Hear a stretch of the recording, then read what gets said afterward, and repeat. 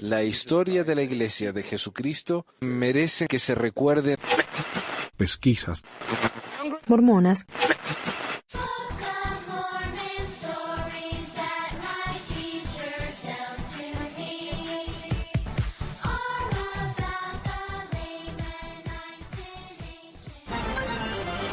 noticias.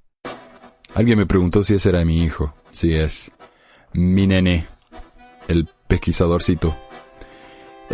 Noticias, sí. Tenemos 2 noticias. Bueno, desde la última vez que hablamos, han habido muchas noticias, pero 2 son las principales, como las noticias más grandes, que han salido no solamente en medios mormones, sino en varios medios, porque ha sido algo grande. Riqueza de los mormones en México. México DF, proceso.com.mx. La iglesia mormona dio a conocer que sus activos están valuados en 11.222.000 millones de pesos mexicanos y que la mayoría de sus recursos están concentrados principalmente en edificios y terrenos. La difusión de estos datos convierte a la Iglesia de Jesucristo del Sur, en la primera asociación religiosa en México que difunde el monto total de sus activos. Los activos de esta iglesia son similares a los de empresas como Grupos Posadas, TMM o Maseca, y superiores a los que reportan firmas conocidas como Alpura y Volaris, según el diario Reforma. Aunque sus propiedades valen más de 13.300 millones de pesos, en el estado de posición financiera se les aplicó una depreciación de casi 3.400 millones. La iglesia posee entre mobiliarios y enseres 825 millones de pesos, mientras que sus cuentas e inversiones de banco acumulan más de 90 millones de pesos. En equipo de transporte, 108 millones de pesos, además de cuentas por cobrar, inventarios y otros conceptos. En tanto, sus pasivos suman 185 millones de pesos, concentrados en cuentas por pagar, aunque también se deben 10.7 millones de pesos de impuestos. Los mormones afirman contar con 1.3 millones de afiliados en México, 1.980 congregaciones, 12 templos, 34 misiones y 266 centros de historia familiar. Y cuando publiqué esto en el blog, alguien me dijo... a ver, déjame leer lo que escribió porque me parece increíble.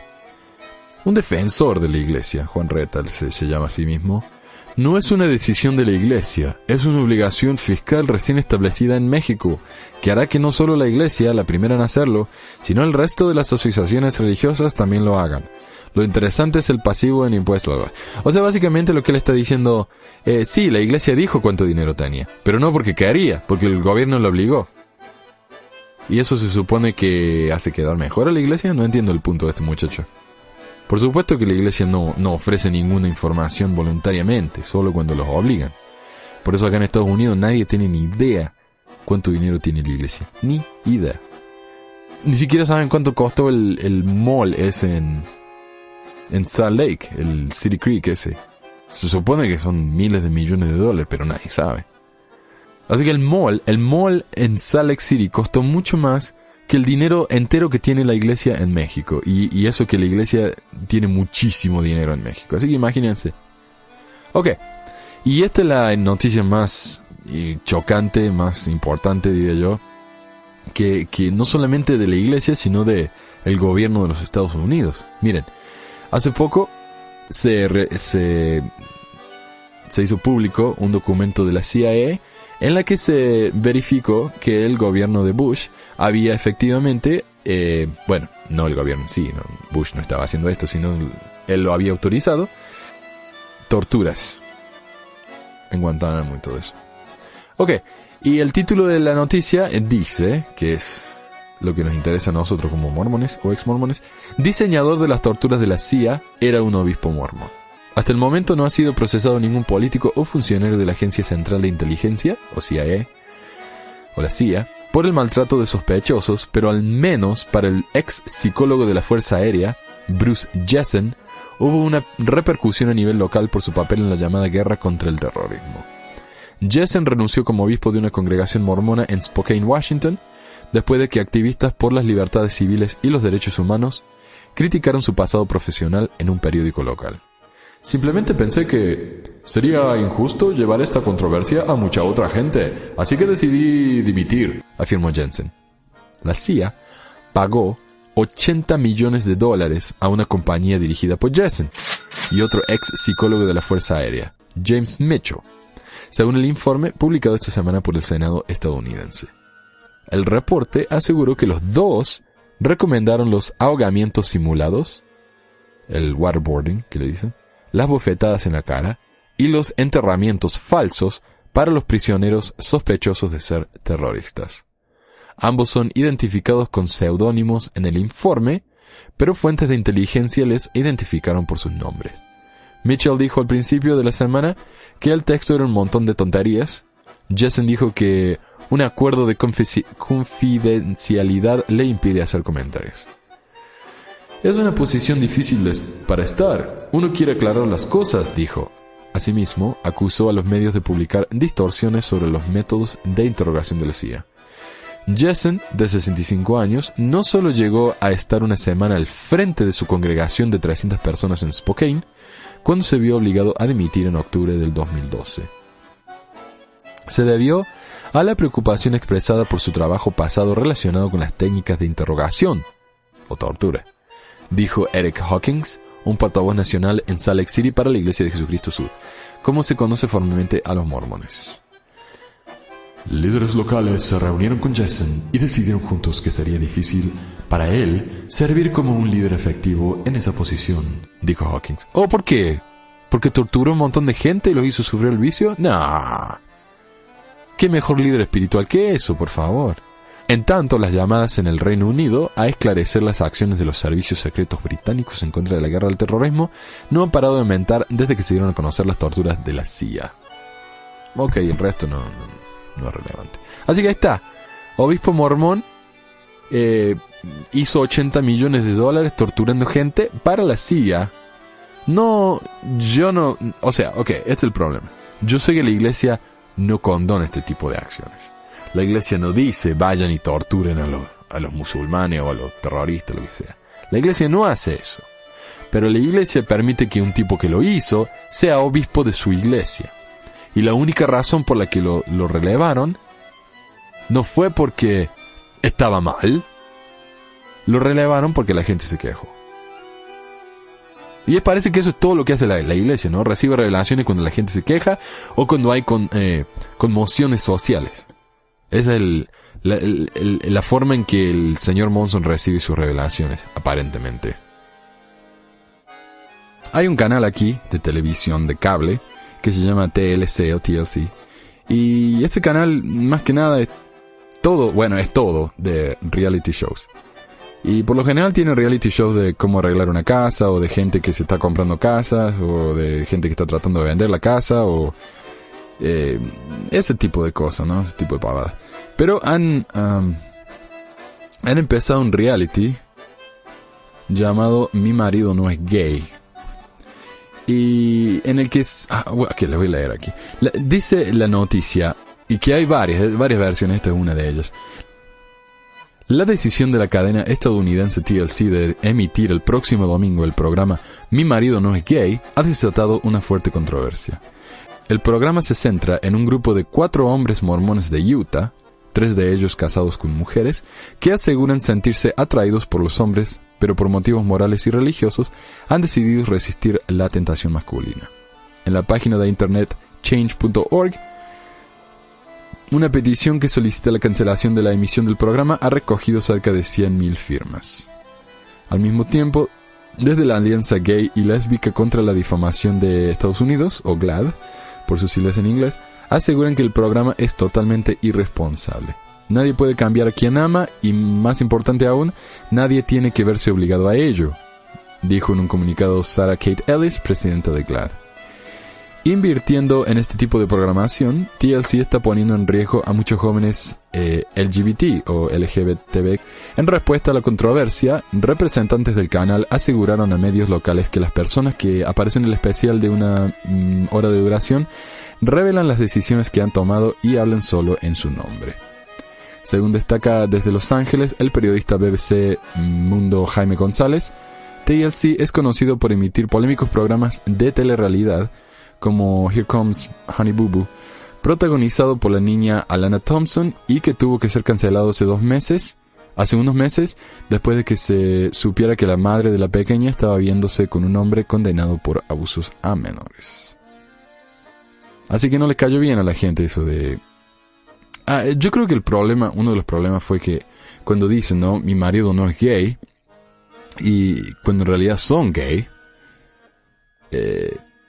esta pobre gente se ven en una condición muy, muy difícil.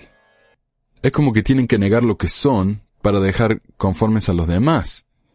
Estos hombres se casaron con mujeres porque estaban tratando de cumplir con la iglesia, ¿no? Se casaron con mujeres a pesar de que son gays. Y quién sabe, una de esas son felices en el casamiento, una de esas no. Uno nunca sabe, es cuestión de ellos, ¿no?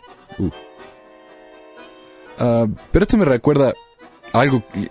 Yo honestamente, personalmente, yo sé que muchos no van a concordar conmigo, pero el otro día estaba escuchando una mesa redonda de científicos de la Universidad de BYU y otros mormones, y una de ellas dijo: yo no tengo ninguna duda de que la homosexualidad es algo con lo que uno nace, pero lo que decía ella, la responsabilidad del homosexual entonces es no romper la ley de castidad, prácticamente vivir solo por el resto de su vida y morir solo, o casarse con una mujer. A pesar de que para un gay casarse con una mujer es como si yo me tuviera casado con un hombre. O sea, no está el atractivo, pero está el tema de la responsabilidad para ellos. Preguntas. Los amigos Danger y Fernando en el grupo de Facebook nos han pedido que expliquemos un poco acerca de la profecía del caballo blanco. Esa es supuestamente una profecía de José Smith, ¿no? Bueno, la iglesia hoy en día dice que al menos la profecía del caballo blanco no es algo verdadero que dijo José Smith, es una leyenda, mientras que otros, como Brigham Young, parecen haber creído en esta profecía. ¿En qué quedamos? Vamos a ver.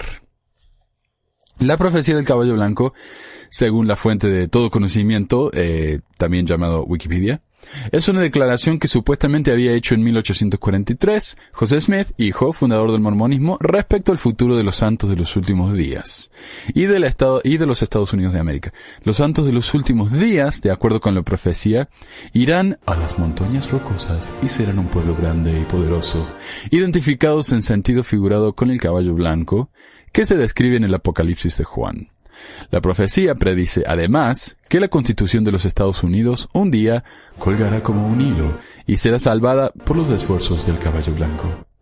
Algunos han especulado sobre la base de la profecía del caballo blanco que los mormones esperan que los Estados Unidos se convertirán finalmente en una teocracia dominada por la Iglesia de Jesucristo de los Santos de los Hombres de la Iglesia Mormona. La autenticidad de la profecía en su conjunto, la cual no se hizo pública hasta mucho después de la muerte de Smith, han sido debatida.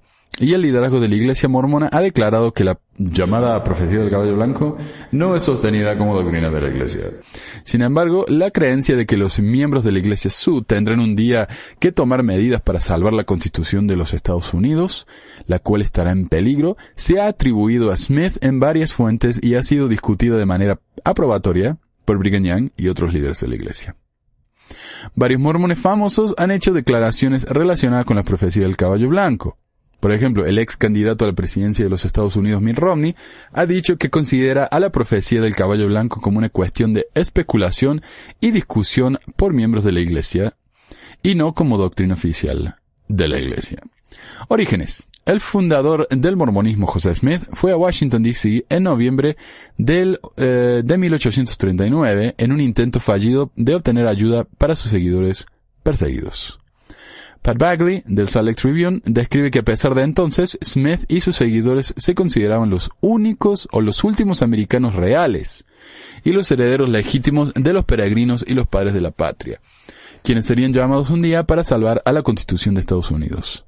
Se cree que Smith entonces dijo en 1840 que cuando la Constitución colgara de un hilo, los eldres santos de los últimos días intervendrían en el caballo blanco para salvar al país. De acuerdo con una entrada del diario realizado por John Roberts de Paradise, Utah, en 1902, José Smith dio la profecía del caballo blanco a principios de mayo de 1843, durante el periodo en que los santos de los últimos días tenían su sede en Nauvoo, Illinois. La cita de Smith dice que los mormones irán a las montañas rocosas y serán un pueblo grande y poderoso establecido allí, al cual llamaré el caballo grande de la paz y la seguridad, agregando que yo nunca iré allí. Y predice constantemente persecución por parte de los enemigos de la iglesia. Entonces, claro, lo que dice acá es que en la profecía José Smith dijo que los santos iban a vivir en Utah, básicamente, y que él nunca iba a llegar aquí, ya sea porque se iba a morir o lo que fuera, ¿no? Una especie de Moisés que nunca entró a la tierra prometida. Smith supuestamente dijo: verán a la Constitución de los Estados Unidos casi destruida, colgada como un hilo tan fino como una fibra de seda. Yo amo la Constitución. Fue escrita por la inspiración de Dios y será conservada y salvada por los esfuerzos del caballo blanco y por el caballo rojo, los cuales se combinarán en su defensa. Esa es mi voz sexy de Smith. Smith además dijo, según el diario, que los mormones enviarán misioneros para reunir a los honestos de corazón dentro del caballo bayo o la gente de los Estados Unidos, para que defiendan a la Constitución de los Estados Unidos, ya que fue dada por la inspiración de Dios. El relato de Roberts cita a Smith predicando numerosas guerras que involucrarían a Gran Bretaña, Francia, Rusia, China y otros países, diciendo que la nobleza europea sabe que el mormonismo es verdadero, pero aún no tiene la suficiente pompa, grandeza e influencia como para que lo acepten. También se reporta que dijo que un templo planeado por los santos de los últimos días para ser erigido en el condado de Jackson, Missouri, será construido en esta generación. En 1844, José Smith rechazó las plataformas de los principales candidatos a la presidencia de los Estados Unidos y decidió llevar a cabo su propia campaña para la presidencia, un esfuerzo que fue interrumpido por su muerte el 27 de junio de ese año, tras una crisis de sucesión en la que Brigham Young fue aceptado como el sucesor de Smith por la mayoría de los santos de los últimos días. La migración mormona al oeste montañoso comenzó bajo la dirección de Young en febrero de 1846. Autenticidad. La autenticidad de la profecía del caballo blanco es debatida. Nunca se hizo pública durante la vida de Smith, sino que se registró muchos años después de su muerte por uno de sus socios, Edwin Rushton. A pesar de que líderes contemporáneos de la Iglesia Sud confirmaron que Smith había enseñado algunos de los elementos de la declaración, la profecía en su conjunto nunca ha sido reconocida o aceptada oficialmente y ha sido repudiada por la Iglesia Sud desde 1918. La autenticidad de la profecía, por el contrario, ha sido defendida por el erudito Sud Dwayne Crowder y el mormón fundamentalista Ogden Kraut. Dwayne Crowder, si no saben, es el autor de un libro muy muy famoso llamado La vida sempiterna, del que vamos a hablar algún día porque describe la vida del más allá, el más allá, infierno, es una especie de la Divina Comedia, pero mucho menos poético y desde un punto de vista mormón. Y Ogden Kraut fue un mormón, un autor muy prolífico que vendió sus libros en el Deseret Book hasta que decidió que José Smith tenía razón, que uno tenía que casarse con muchas mujeres y fue excomulgado. Pero hay gente que aún hoy en día creen en el libro, y en la profecía. Yo tengo, algún día lo voy a encontrar, tengo un libro aquí que se llama La Constitución, colgando de un hilo, que no está publicado por la iglesia, pero está publicado por un mormón. O sea que hay mormones en este país que todavía creen literalmente que esto fue una profecía y que es verdadera. Yo personalmente no creo. Creo que esto no fue verdadero, aunque creo que José Smith enseñó algunas de estas cosas. Pero la única profecía en la que José Smith dio profecías muy específicas es la única profecía, es la profecía que la iglesia dice no. No, esa no es una. Por ejemplo, acá en 1966, en el libro Doctrina Mormona, el teólogo y más tarde apóstol Bruce R. McConkie escribió que de vez en cuando, las narrativas de varias supuestas visiones, revelaciones y profecías son dispersadas por y entre los santos de los últimos días, a quienes más les valdría no creer o difundir dicha información falsa. Uno de estos documentos falsos y engañosos que ha surgido una y otra vez durante más de un siglo es la llamada profecía del caballo blanco. O sea, muy claramente McConkie dice, no es cierta, no tienen que creer.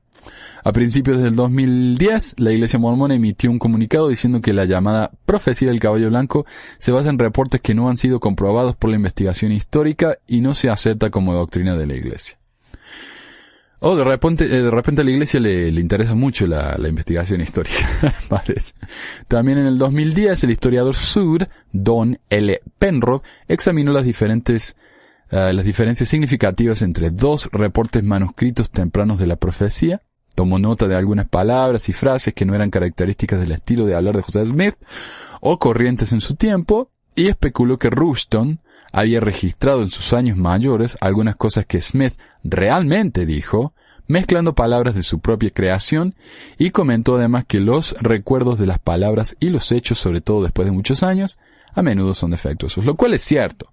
Si esto fue escrito 60 años después de que José Smith supuestamente lo dijo, probablemente no es exactamente lo que dijo José Smith. Probablemente es una mezcla de cosas que dijo José Smith. Probablemente es un recuerdo falso de cosas que José Smith nunca dijo. ¿Quién sabe?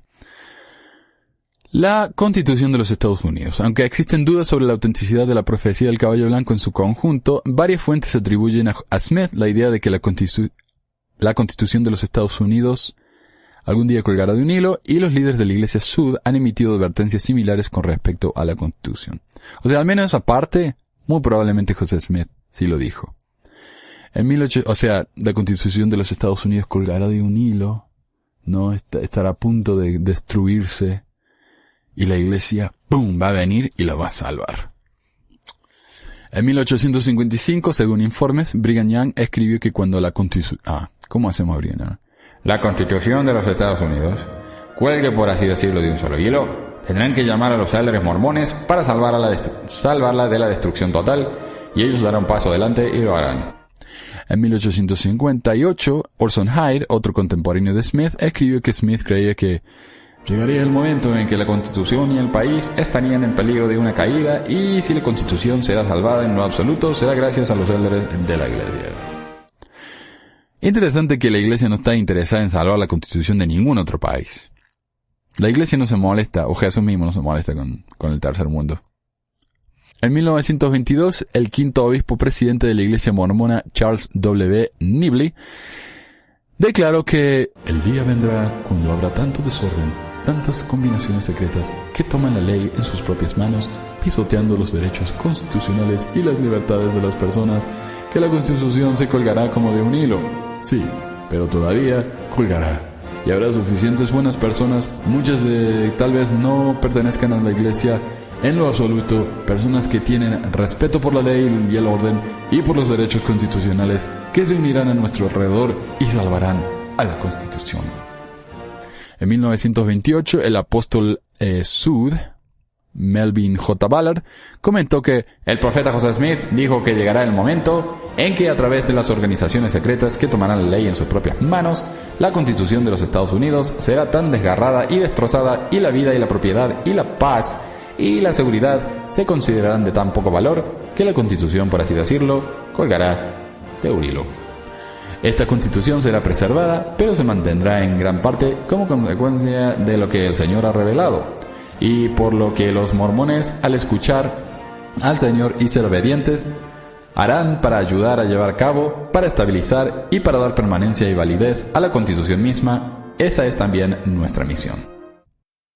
Los mormones y un par de personas que no son mormones, pero que realmente aman a la Constitución, van a ayudarnos. En el 2010, el elder Dallin H. Oaks habló en una celebración del Día de la Constitución, advirtiendo sobre la importancia de preservar la Constitución de los Estados Unidos. Para ello, afirmó que todos los ciudadanos, cualquiera sea su creencia religiosa o filosófica, deben mantener varias responsabilidades con respecto a la Constitución: entenderla, apoyar la ley, la práctica de la virtud cívica, mantener la civilidad en el discurso político y promover el patriotismo. Hay que promover el patriotismo, caramba. Palabras de los profetas. Interpretación, pero el patriotismo de los Estados Unidos. No creo que haya hablado de otros. Interpretación. Las preguntas relacionadas con la actividad de Sud hacia el gobierno de los Estados Unidos, ya sea que fueran consideradas por sí mismas o como un mecanismo para llevar a cabo la profecía del caballo blanco, han surgido de vez en cuando a medida que miembros prominentes de la Iglesia de Jesucristo de los Santos de los Últimos Días se han involucrado con la política de los Estados Unidos. La profecía del caballo blanco se ha caracterizado como algo que efectivamente ha puesto a los creyentes en perpetua alerta roja por la posible desaparición de la Constitución, y como amonestación para los mormones a que vengan al rescate y restauración de la verdadera Constitución por cualquier otro medio necesario. Aquí en Utah, yo lo he visto, bueno, en los Estados Unidos, y hay por ejemplo al menos un mormón muy famoso en la televisión, conservador, muy conservador, Glenn Beck, y él habla, no, él mezcla la política con la iglesia, aunque a veces no lo dice tan específicamente, porque acá los mormones son vistos como algo medio peligroso, pero él menciona cosas como esta, eso de la Constitución colgando de un hilo, eso lo ha dicho varias veces él. O sea, es algo que todavía hoy se habla. Escritores tales como Richard Abanez y Elaine Wolf han especulado sobre la base de la profecía que los mormones esperan que los Estados Unidos se convierta eventualmente en una teocracia de gobierno mormón divinamente ordenado a no solo dirigir los asuntos políticos de la comunidad mormona, sino con el tiempo los de los Estados Unidos y en última instancia el mundo. Ahora, esto no es una exageración, nosotros sabemos, tenemos registros de que José Smith se declaró rey del mundo por el Consejo de los 50, que era el gobierno, el cuerpo que gobernaba Naboo durante la época de Smith. Y eso que era una mezcla de cuerpo religioso y político, todo en uno. Así que pronto lo vamos a tener. Y ellos dicen, y que un mormón, si fuera elegido presidente, recibiría sus órdenes de Salt Lake City. No sé si es cierto, pero por ejemplo, si está el tema del aborto, por supuesto el político va a ir con lo que dice la iglesia, ¿no? Aunque vaya en contra de la voz popular. Además de muchos miembros Sud del Partido Republicano, algunos demócratas Sud también han sido inspirados por la profecía del caballo blanco para postularse a cargos políticos. Así que eso es la profecía del caballo blanco. Los Estados Unidos, la Constitución, va a estar a punto de ser destruida, pero los mormones la vamos a rescatar.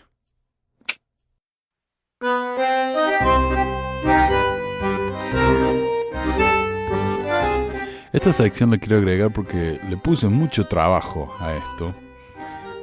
Me llevó varios días de investigación, recopilación. Son cosas que para los que han escuchado el programa por un tiempo no va a ser nada nuevo, pero esta es una especie de respuesta a la biografía de José Smith según un ex apologista de la iglesia que se hacía llamar el cuarto nefita. Hoy el cuarto nefita me parece que se ha ido de la iglesia, ya no es más no solamente un apologista mormón, ya ni siquiera creo que se considera mormón. Él me puede corregir si me escucha porque yo sé que él es seguidor del canal ahora y y deja mensaje y muy buena onda el muchacho este. En realidad, cuando estábamos haciendo este debate, yo no tenía nada en contra de él. A mí, con él nos comunicamos muy bien y siempre me pareció una persona decente, excepto la parte cuando se puso medio loco y nos insultó a todos, pero todo nos pasa. Yo lo he hecho también en mi época de apologista mormón, cuando no tenía qué decir para defender la iglesia, entonces me ponía a atacar a la gente. Pero el cuarto nefita es muy buen tipo. Le pido disculpas si esto lo ofende, lo avergüenza, pero son las cosas del pasado. Por suerte no tengo tu nombre acá, así que al menos esa parte te salva, no como otros, como el pobre ese, ¿cómo se llamaba? El flaco ese apologista que me insultaba, pero mal, y ahora es apologista católico. Pucha, no me acuerdo cómo se llama, pero bueno, hay varios que nos hemos dado vuelta, ¿no? Y yo creo que el apologismo en realidad, cuando uno es un apologista mormón, es porque está en el periodo de la duda, en las etapas del duelo. Y una de las etapas del duelo es primero la negación, luego la negociación, y luego la ira, y luego la aceptación. Me parece que esos son los 4 pasos. Bueno, los apologistas están en el periodo de la negación, entre la negación y la negociación. Dicen, no, esto no pasó. O bueno, pero si pasó es porque esto... Esa es la negociación, ¿no? Así que, bueno, todo eso para el propio Cuarto Nefita, por si me escucha esto, para que no piense que lo estoy atacando. En realidad lo considero no sé si un amigo, porque no nos conocemos personalmente, pero me parece un buen socio, un buen conocido, una buena persona. Pero este es el pasado del Cuarto Nefita defendiendo la biografía de José Smith, y yo divirtiéndome un poco con esto. Así que espero que lo disfruten. Si me escuchan esto en YouTube, lo voy a separar en 2 partes. El principio del ministerio o de la vida de José Smith, y la segunda parte es ya la parte más tardía de su vida hasta su muerte. Así que bueno, disfruten. Nos vemos la semana que viene, que tengo programa nuevo. Así que adiós. Hace un tiempo tuve a una persona en el grupo de Facebook que le gustaba no solamente discutir, porque la discusión está muy bienvenida, pero he notado que muchos miembros firmes de la iglesia, cuando no parecen estar ganando la discusión, prefieren empezar a insultar, no solamente a mí tampoco, sino a otra gente en el grupo. Y eso a mí no me gusta, porque de la manera que yo lo veo, y no voy a hablar de que soy un defensor de los pobres y desafortunados. No, esta es una cuestión egoísta, la verdad. Cuando me insultan a la gente en el grupo, la gente se va. Y yo no quiero que se vayan, yo quiero que estén en el grupo. Porque mientras más mejor, ¿no? La discusión es mucho más entretenida y mucho más rica. Entonces cuando alguien me insulta a la gente, yo los echo.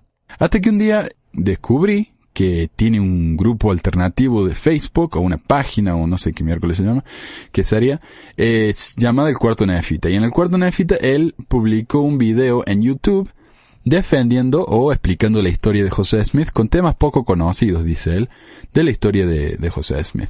El video dura 1 hora, no hay mucho nuevo, pero es interesante. Él reconoce algunas cosas que son verdaderas de la historia y que son un poco avergonzantes, aunque no las explica.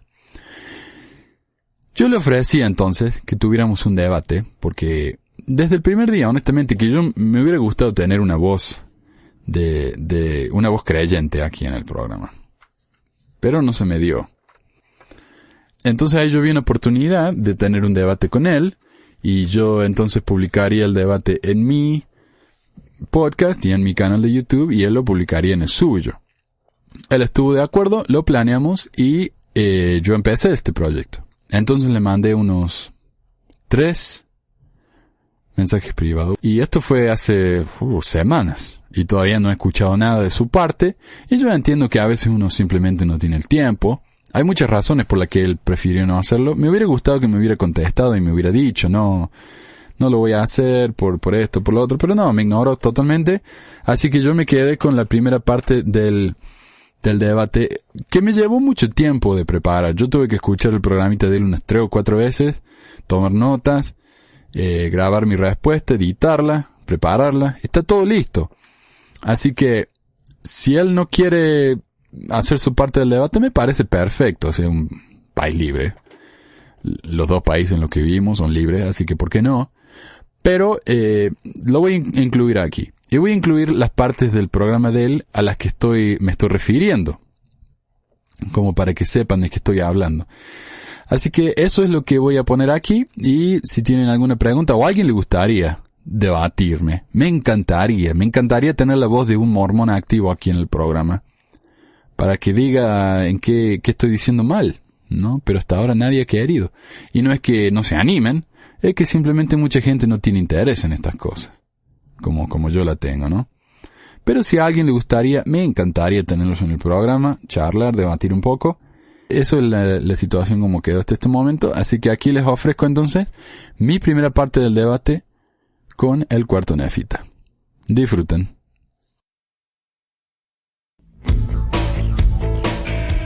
Si uno está familiarizado con la autobiografía de José Smith, la información del Cuarto Nefita, al menos al principio de su video, no es sorprendente. Y sin embargo, escucharlo de esta manera me hizo reflexionar sobre algunos puntos que quiero aclarar. 1. Después que José Smith dice que el relato de su primera visión se convierte en información pública, cito, los hombres de elevada posición se fijaban en mí lo suficiente para agitar el sentimiento público en mi contra y provocar con ello una encarnizada persecución. Y esto fue general entre todas las sectas. Todas se unieron para perseguirme. Lo interesante es esto. Lo que menciona el profeta José Smith, diciendo que él era un chico de 14 años, que decía que había visto una visión, y eso era causa de gran persecución en contra de él. Todos los miembros casi vimos la película del profeta, La Restauración. Generalmente lo tienen los misioneros o también está la película de José Smith en sí, y muestra en parte cómo se burlaban los hombres de José Smith, ¿no? Lo cargaban, lo molestaban. Pero es interesante cómo él era solamente un chico y se preocupaban los grandes líderes, no los grandes, sino los líderes eclesiásticos de las diferentes denominaciones religiosas que habían en esa zona donde vivía José Smith. Le tenían en cuenta, ¿no? Hay que recordar que José, según algunos de sus relatos, tenía 14 años en la época, en otros relatos dice que tenía 15, por lo que sería impresionante que un grupo de pastores o líderes religiosos persiguieran a un muchacho tal. El problema es que solo tenemos su palabra por esto, nadie más, ya sea en su familia, excepto en la biografía de su madre, por supuesto, la cual está obviamente influenciada por la autobiografía de su hijo, o sea por parte de sus amigos o vecinos que verifiquen esto. O sea, nadie más, aparte de José Smith mismo, confirman que hubo tal persecución. Ninguno de los dichos perseguidores dejaron cartas, diarios, publicaciones, nada. Nadie siquiera reconoce la existencia de José Smith en esa época. Ok, no estoy diciendo que José haya estado mintiendo, pero pónganse en el lugar de alguien que escucha a un chico de 14 años decirle que acaba de ver a Dios. Honestamente, ¿cuál sería su primera reacción? ¿No requerirían al menos un módico de prueba? Pero no, en todo lo que hace José tenemos que conformarnos con su palabra, y este es otro ejemplo de eso. 2. Durante el segundo año de nuestra residencia en Manchester surgió en la región donde vivíamos una agitación extraordinaria sobre el tema de la religión. Empezó entre los metodistas, pero pronto se generalizó entre todas las sectas de la comarca, dice José Smith. En verdad, parecía repercutir en toda la tierra, y grandes multitudes se unían a los diferentes partidos religiosos, ocasionando no poca agitación y división entre la gente, pues unos gritaban «¡He aquí!» y otros «¡He allí!». Unos contendían a favor de la fe metodista, otros a favor de la presbiteriana y otros a favor de la bautista. Ok, esto es lo que dice José Smith en Doctrinas y Convenios, o La Perla de Gran Precio, perdón. Y aquí hay que darle crédito al cuarto nefita. Él admite que hay testimonios históricos que contradicen esto. Yo estuve leyendo un libro, lo descargué en PDF, y lo estoy leyendo, y el libro se llama Inventing Mormonism, o algo así, como inventando el mormonismo. Es básicamente una investigación de dos personas. No sé si el libro es antimormón o intenta ser un simple libro de investigación, pero lo que dice ese libro en una parte dice que en esta época que el profeta se refiere, no hubo tal agitación. Sí la hubo en 1800 creo que 25, pero no en 1820, es lo que dice ese libro, ¿sí? El profeta dice que sí. También habla de... Pero por el otro lado, no da ninguna explicación. Otra vez, hay que tomar la palabra de Smith como hecho e ignorar lo que el resto del registro histórico nos dice. ¿Y de qué estoy hablando? Ok, en este registro histórico, en la historia de los Estados Unidos en esa época, la agitación religiosa de la que habla José Smith, o lo que se llamó el distrito quemado a causa del gran número de fogatas organizadas por estas organizaciones religiosas, las cuales se reunían en la intemperie y no en un edificio, como en una gran carpa o algo así, ¿no? Sucedió en el año 1818, 2 años antes de la fecha que nos provee el profeta. Y si hablamos de que él era un niño de 14 o 15 años, 2 años hacen una gran diferencia. O sea, puede haber tenido entre 12 y 17, por lo que él nos dice, ¿no? Con la exactitud con la que se refiere, 2 años de diferencia. Pero bueno, eso es lo que nos dice la historia. Lo que nos dice José Smith está mal por lo menos 2 años. En el sitio de BYU se argumenta que José nunca dijo que la agitación religiosa ocurrió en 1820, sino que su primera visión fue precedida por 2 años de agitación religiosa, lo cual simplemente no es cierto. En ninguna parte de su relato José dice tal cosa. Tal vez no parezca gran cosa, pero la diferencia en el relato de Smith es considerable a la realidad de lo que ocurrió. Esto en una corte, y a los mormones nos gusta hablar de cortes y testigos y jueces y todo eso, sería base para rechazar el testimonio de un deponente. Un error de 2 años. Grande, ¿no?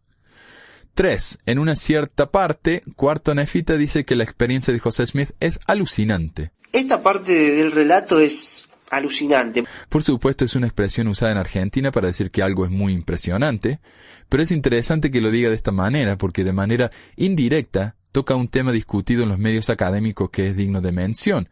Y pido disculpas a los psiquiatras que estén escuchando porque yo no soy un experto en el tema, ni afirmo que estas teorías sean correctas, simplemente que son parte del canon académico relacionado con Smith. Algunos afirman que José era víctima de episodios maníacos. Algunos de los síntomas de esta condición son hiperactividad, cambio externo de humor, promiscuidad sexual, alucinaciones. Otros dicen que puede haber sufrido de epilepsia del lóbulo temporal, la cual tiene similares síntomas. Hoy en día, cuando es posible escanear un cerebro humano y analizar en detalle cómo funciona, no es difícil deducir basado en los escritos y los testimonios de conocidos que alguien puede haber tenido una condición mental como esta.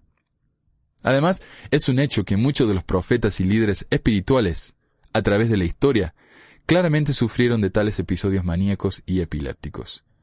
Un análisis de los escritos y dibujos de Ezequiel en el Antiguo Testamento y de la monja católica Hildegilda de Bingen, por ejemplo, manifiesta sin lugar a dudas que ambos sufrían de migrañas, las cuales causaban alucinaciones típicas de las personas que sufren de esta condición. Entonces, ¿José tuvo alucinaciones? Y no podemos decir con certeza, y de ninguna manera me atrevería a hacer tal cosa, honestamente. Pero para los que buscan una explicación lógica para su experiencia, esta es una alternativa que vale la pena analizar, digo yo. 4. Cuarto, describe el relato de la primera visión, pero fue decepcionante descubrir que no mencionó que hay varios otros relatos de la misma visión que contradicen a la historia oficial. Por ejemplo, en algunos relatos de la visión, José dice que vio seres celestiales, nada más, ¿no? Ángeles. En otro dice que vio un ser celestial. En otro dice que vio a Dios. En otro dice que vio a Jesús y a ángeles. En otro dice que vio a Dios y a Jesús. En uno lo ataca el diablo y según testigos que lo conocieron, la historia principal que él contaba antes de haberla publicado es que había un sapo que se convirtió en un ángel o algo así, le pegó en la cabeza. O sea, hay muchísimas versiones diferentes del primer relato. Pero Cuarto no lo menciona esto. Y hubiera sido interesante, por lo menos que él, ya que estaba tratando de mostrar él cosas que son poco conocidas en la historia de José Smith, que por lo menos lo hubiera mencionado. No, esta es una teoría, como dice, de otras cosas. Es toda una teoría. Es toda una teoría, ¿no? Pero no hay nada. Pero no voy a expandir sobre el tema porque ya lo hice en mi podcast. De hecho, el primer episodio que grabé fue acerca de las diferentes versiones de la primera visión, así que lo refiero a eso. Ok, cuando habla de que José era buscador de tesoros, Cuarto dice que esto era algo muy común en la época y que muchos se dedicaban a eso.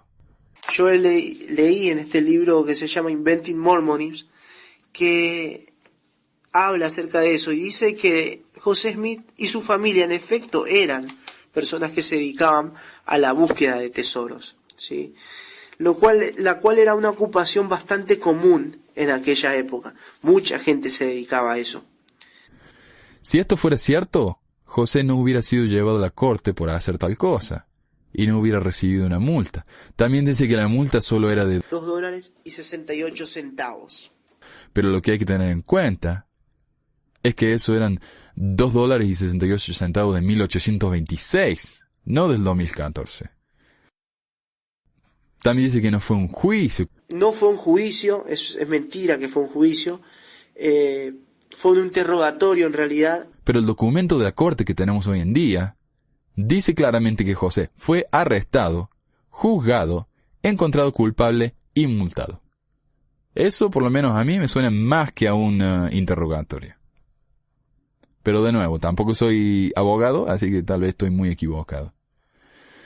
Después nos dice que la fiebre del oro en California... Posteriormente, y en la época en que la iglesia se trasladó a Utah, apareció lo que fue la fiebre del oro, ¿sí? O sea, era eso que se manifestaba ya en la época de José Smith en su pico más alto, la fiebre del oro en California, ¿no? Pero siempre hubieron buscadores de tesoros, una ocupación común de las personas. Por lo que la búsqueda de tesoros de Smith es justificada, ¿no? Todos lo hacían así, que ¿por qué él no? La diferencia es que la búsqueda de oro en California se hizo con el consentimiento del gobierno. Es decir, que no era algo ilegal. Y se hizo por medios naturales, ya fuera minando, buscando en ríos, mientras que la búsqueda de tesoros por parte de los Smith tenía un aspecto mágico y era ilegal. A ver si se acuerdan del proceso. José ponía una piedra mágica de vidente que tenía él, la ponía en un sombrero, se ponía el sombrero en la cara, se tapaba la cara entera para cubrir toda la luz, entonces él miraba dentro del sombrero y estaba totalmente oscuro, y la piedra de vidente le mostraba a él dónde estaban los tesoros enterrados. Esto en esa época era considerado fraude, y por más que mucha gente lo hiciera, era considerado fraude, era ilegal. Por eso es que fue arrestado y multado. Después, Cuarto menciona que en una entrevista con el Elder Holland, el apóstol mormón, ¿no?, que es como una especie de vocero hoy en día, porque está en la tele. Aunque después de esta entrevista a la que se refiere Cuarto, no lo entrevistaron nunca más. Se ve que no quiso aceptar más entrevistas, porque pasó vergüenza la verdad. Pero él dice, en esta entrevista, cuando se le pregunta, ¿no?, ¿qué es esto de que José Smith fue arrestado por mirar en una piedra, por ser considerado estafador, etcétera? El Elder Holland le contesta directamente: no tengo idea de lo que me estás hablando, le dice.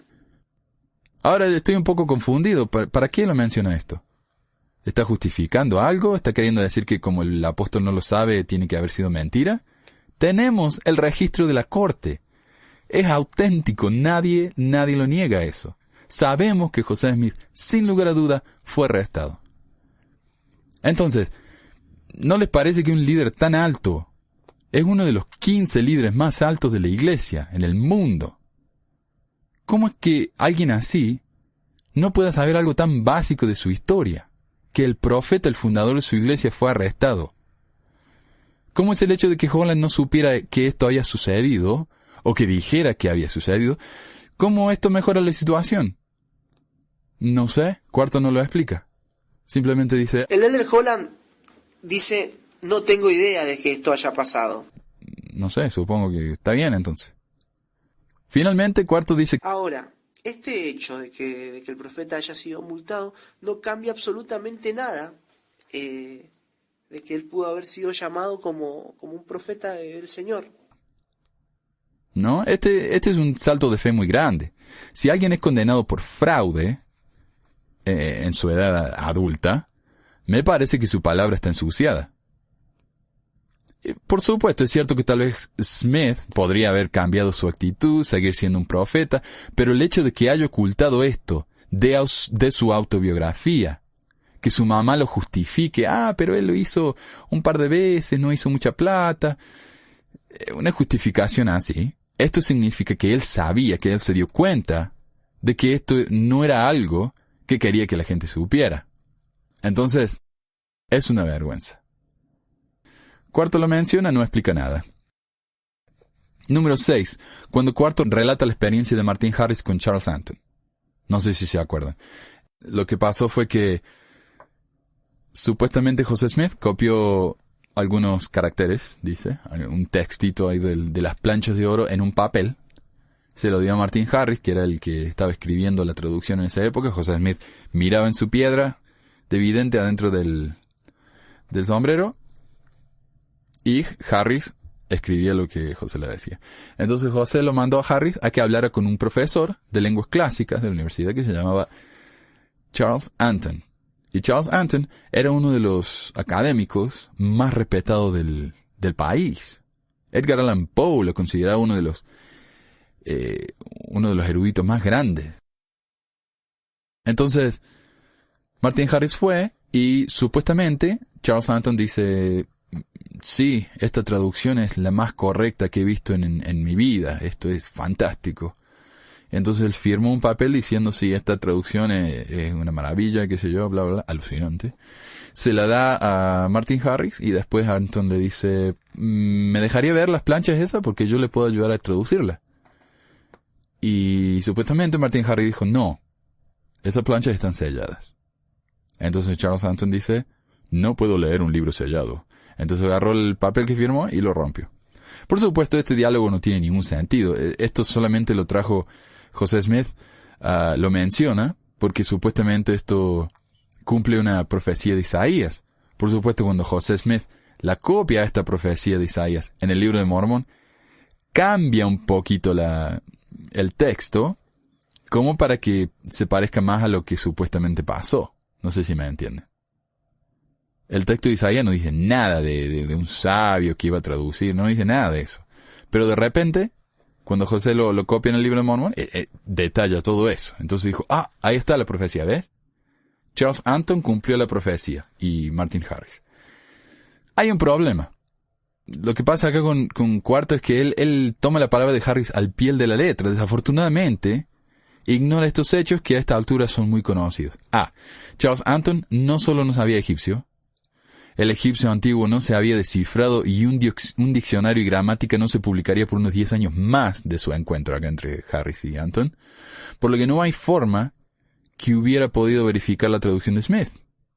O sea, lo que le dijo, si es cierto que le dijo esta traducción es fantástica, él no tenía ningún conocimiento para hacer semejante declaración. No lo podría haber hecho, y si lo dijo, estaba inventando, se estaba haciendo ver. Y hoy tenemos esa copia del papel que escribió José Smith que le dio a Martin Harris. De hecho, acá en los Estados Unidos se publicó un libro de Mormón con tapa dorada, con ese escrito como si fuera las planchas, ¿no? El libro de Mormón fuera las planchas. Y hoy, los eruditos que saben cómo traducir al egipcio y que saben cómo traducir la mayoría de los idiomas del mundo, incluso los antiguos, miran eso y se dan cuenta que eso no tiene nada que ver con un idioma normal. Eso es un invento, 100%. No hay ninguna prueba de nadie de que esa traducción que mostró Harris a Charles Anton haya tenido nada de cierto. El otro problema, que diría es el B, Charles Anton desmintió al menos 2 veces el relato de Harris. ¿Dijo eso que escribió el profeta José Smith? Mentira, yo nunca dije eso.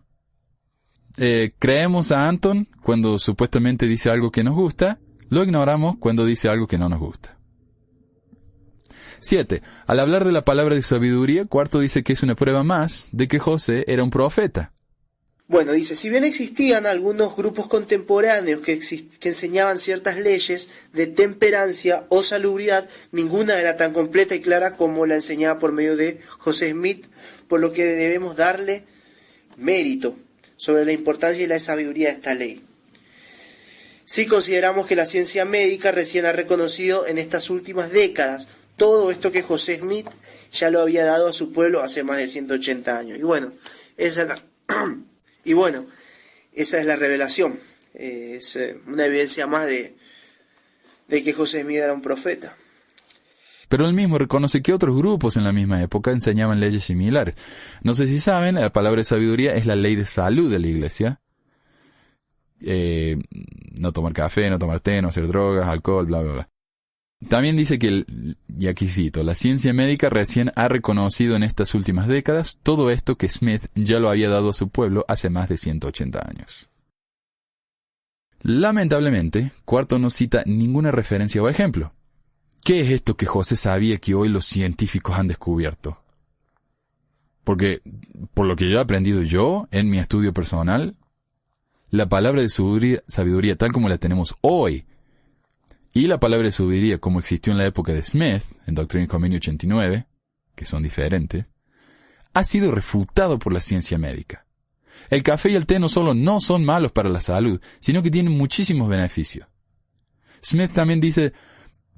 Señor también dice, que cada hierba en su sazón y cada fruta en su sazón.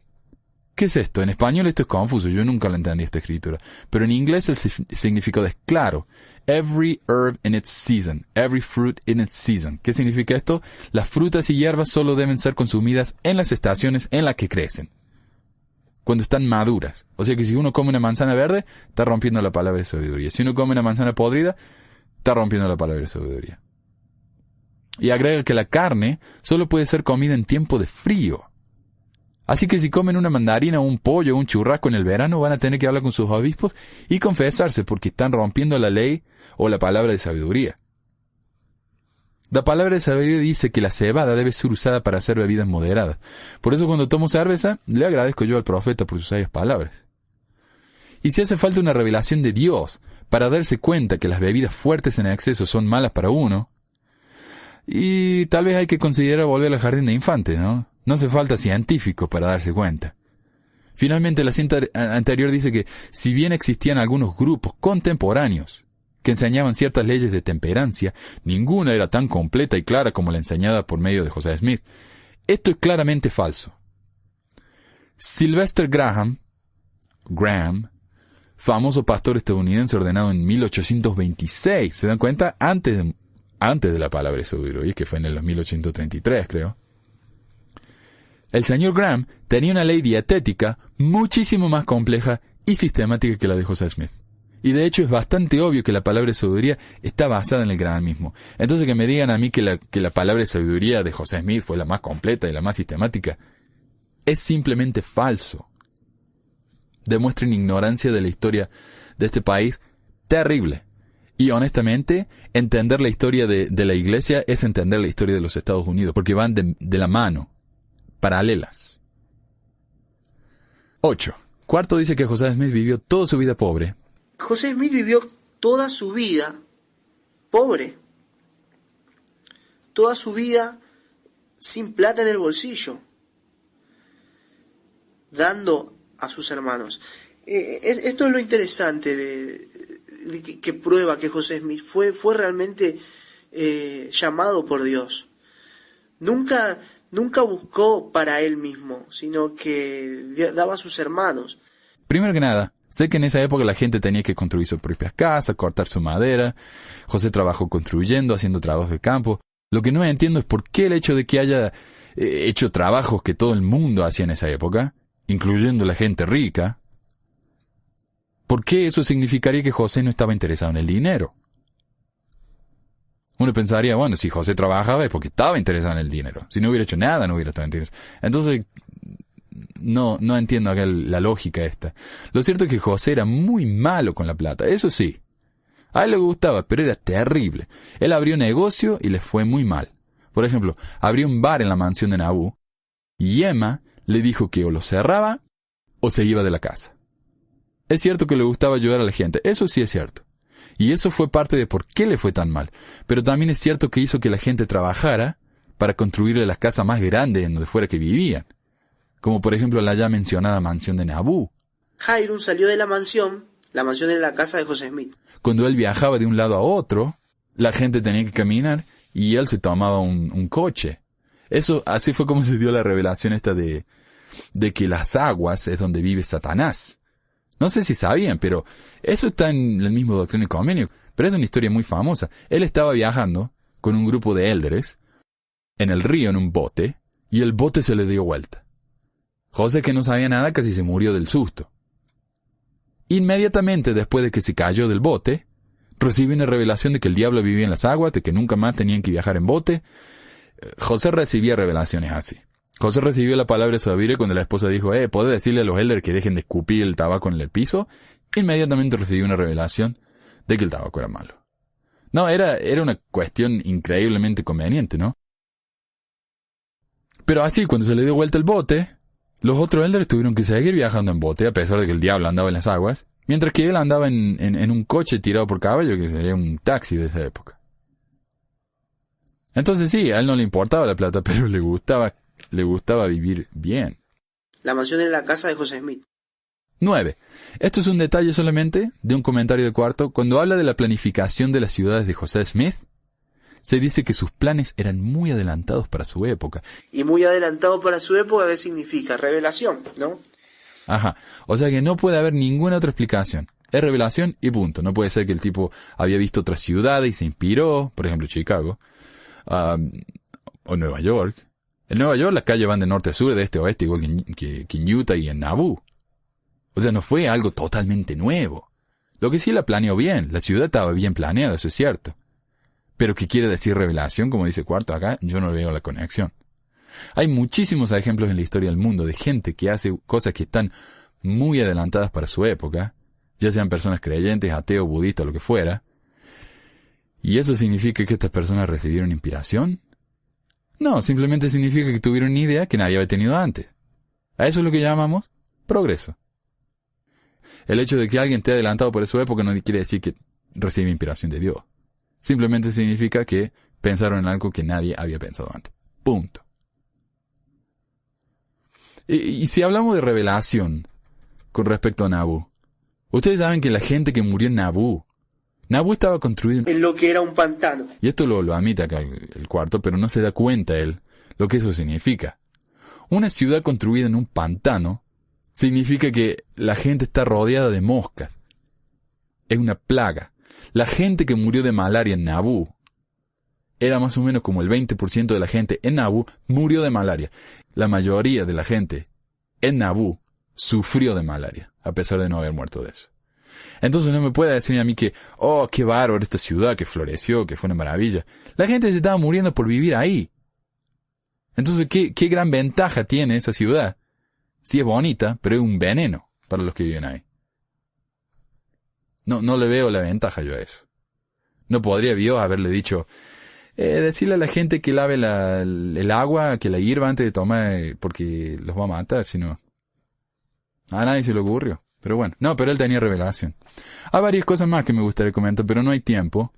Se me está acabando la media hora. Voy a referir muy brevemente un par de cosas que me parecen dignas de mención. Cuarto, ¿hace mención a la profecía física? Ni idea.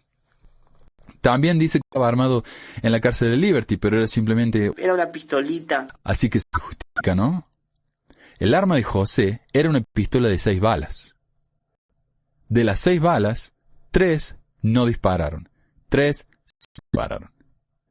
Y con esas 3 balas, él disparó a 3 atacantes. A uno en la cara. Ahora, en el website de Kumora.org, el administrador de Kumora dice, bueno, pero está bien. A pesar de que le pegó un tiro en la cara, no lo mató. Así que está bien. ¿No? Es como, tuvo poligamia, pero no tuvo hijos con todas las esposas. Así que está bien. Ok. Y no menciona nada de la poligamia acá Cuarto. Qué extraño, ¿no? Porque eso es un tema poco conocido para los miembros de la iglesia. Hubiera estado bueno. Sin embargo, lo cierto es que la única pistola con la que se defendieron era un arma de 6 balas. José tenía su pistola. Hiram también tenía su propia pistola. Habían 2 pistolas en la prisión. Pero me parece que a Jairo lo mataron antes de que tuviera tiempo de usarla. Entonces, fue un desperdicio, ¿no? Que terminó en el piso. Por supuesto, igual si tenían 7 balas y como era una chusma de como de 200, ¿qué iban a hacer, no? Pero intentaron defender. Y aunque la pistola hubiera sido una Pistolita. no podemos decir que realmente José había ido como cordero al matadero. Los corderos, no sé si alguna vez vieron a un cordero, pero yo nunca vi un cordero con una pistola. Por más que hubiera sido una pistolita. Nada. Así que bueno, terminé con un minuto de sobra. Así que este minuto se lo cedo acá al señor Cuarto. Eso es suficiente para que cualquier persona que no tenga un convencimiento espiritual de algo se vaya